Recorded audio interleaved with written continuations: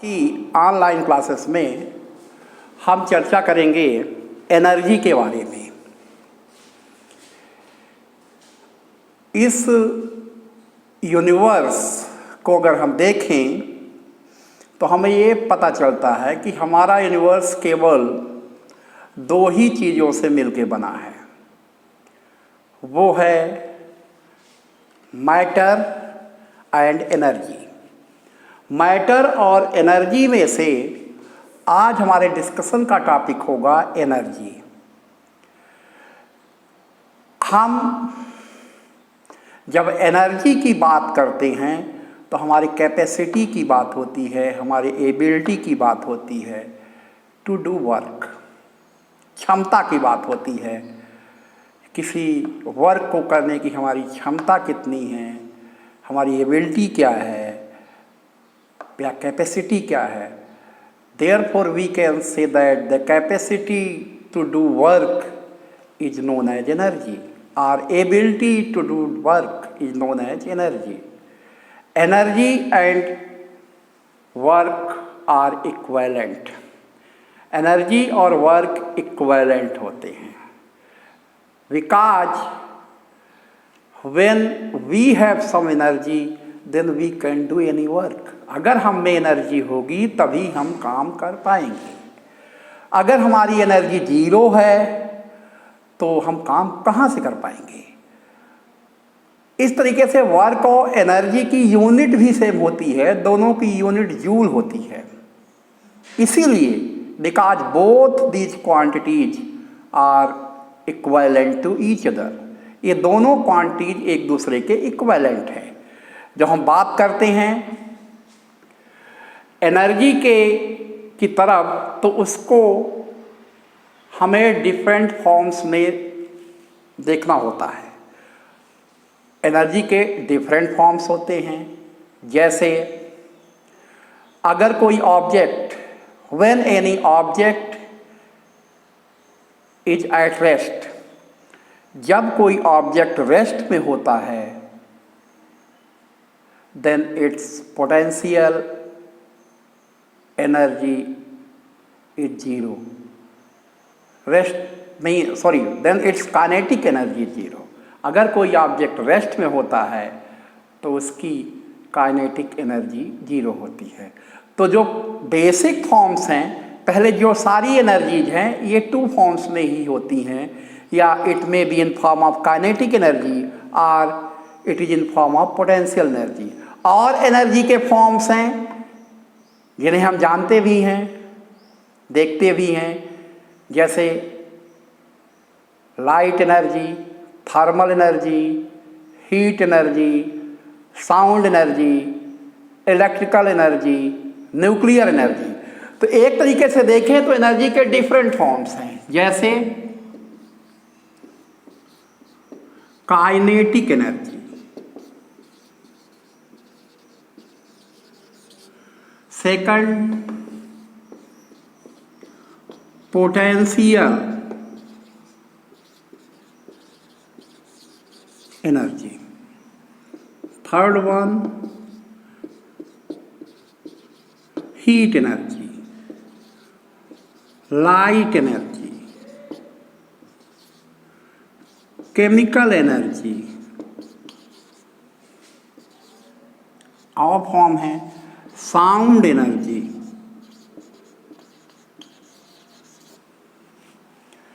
Kinetic energy, potential energy, heat energy, light energy, chemical energy, sound energy, nuclear energy.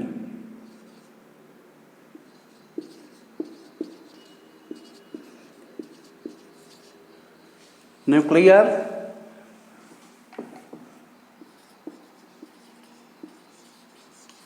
Energy,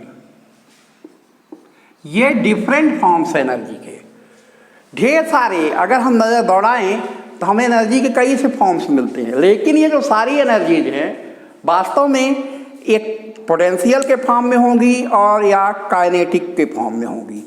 तो हम आज हमारा discussion का topic होगा kinetic energy.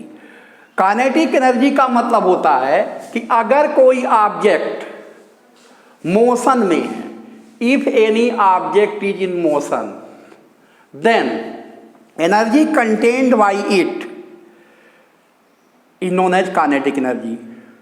Suppose any object is at rest, हम इसको इस तरीके से लेते हैं कि ये ऑब्जेक्ट रखा हुआ है, अगर ये रेस्ट में है, इसमें कोई फोर्स अप्लाई नहीं किया गया है, तो इसकी काइनेटिक एनर्जी जीरो है।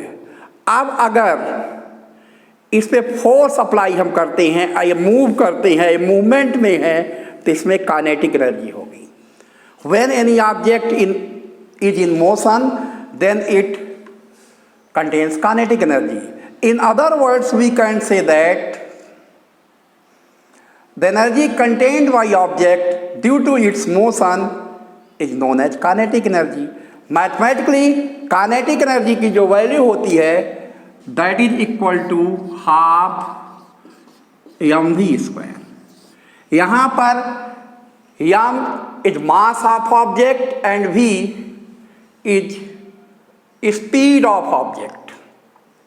मतलब काइनेटिक एनर्जी की वैल्यू मास और स्पीड पर डिपेंड करेगी। If any heavier object move with more velocity, then its kinetic energy is मोर।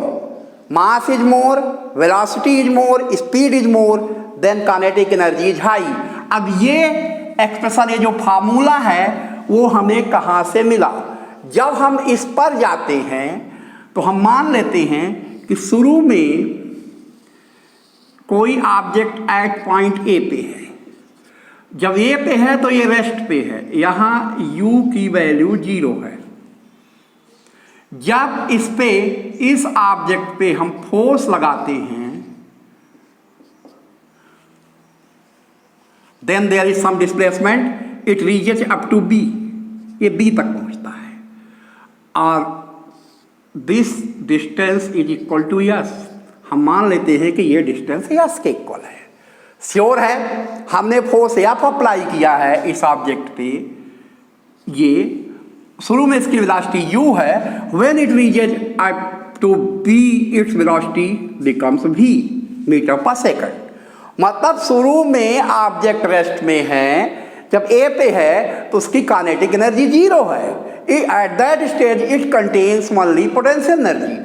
जब ये मूव करता हुआ मोशन में आ जाता है तो इन सारे पॉइंट से इसमें काइनेटिक एनर्जी भी होगी। At B is also kinetic energy.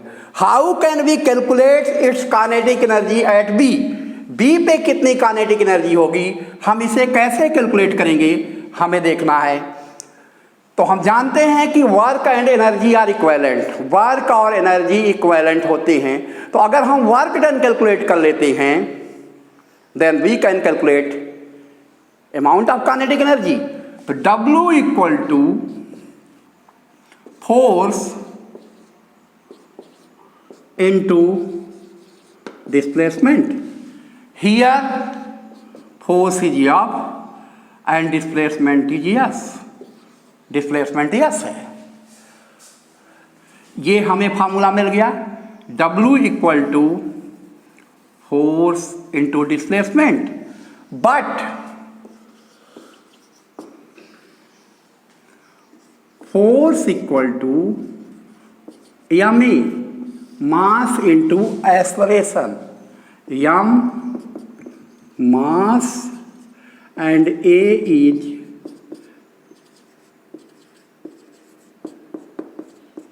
Acceleration. ये यहाँ एक्सेलरेशन है, यहाँ पर, यहाँ ये एक्सेलरेशन है। Then W equal to M A into S. हमने एफ की जगह एम ए को पुट कर दिया, ये हमें मिल गया वर्क डन। अब वर्क डन एनर्जी के काइनेटिक एनर्जी के इक्विवेलेंट होगा। अब आगे जो हम बढ़ते हैं, by third equation of Newton's के जो equation of motions, equation of motions हैं, first equation, second equation, third equation, तो थर्ड इक्वेशन ऑफ मोशन जो है by third equation of motion v square equal to u square plus 2as। Here object पहले rest में है तो u equal to 0 है, then v square equal to 2as। हमें यहाँ s की वैल्यू निकालनी है, s equal to v square upon 2a। s की value v square upon 2a आ गई। अब इस वैल्यू को putting this value of s in equation 1। Equation 1 में हम s की वैल्यू को पुट करते हैं, then w equal to M A into V square upon 2a, ये कैंसिल हो जाएगा and this equal to half M V square. हमें ये काइनेटिक एनर्जी का फॉर्मूला मिल गया। इस तरीके से अब ये वर्क डन वास्तव में काइनेटिक एनर्जी ही है, और W equal to kinetic energy this equal to half M V square. ये काइनेटिक एनर्जी का फॉर्मूला हो गया। तो इस तरीके से काइनेटिक एनर्जी का एग्जिस्टेंस तभी होता है when object is in motion. When object is at rest then it contains potential energy. Potential energy is because of position और configuration of object with respect to earth surface. Potential energy जो होती है वो object की position या height के वजह से होती है विथ रिस्पेक्ट टू पोजीशन। जैसे ये ऑब्जेक्ट यहाँ रखा है तो इसकी पोटेंशियल एनर्जी नहीं है। जैसे हम इसको उठाकर यहाँ तक ऊपर ले जाते हैं तो इसमें एनर्जी स्टोर्ड हो जाती है।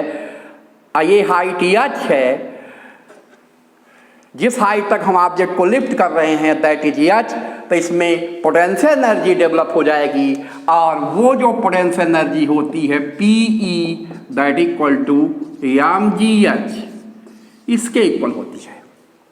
Mass into acceleration due to gravity into height of object. तो जैसे जैसे ऑब्जेक्ट की हाइट ऑफ सरफेस से बढ़ती जाएगी पोटेंशियल एनर्जी बढ़ती जाएगी।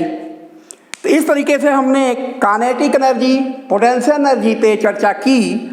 बाकी जो एनर्जी के फॉर्म्स हैं, sound energy, light energy, heat energy, nuclear energy, इन सब एनर्जी के बारे में हम नेक्स्ट क्लास में डिस्कस करेंगे।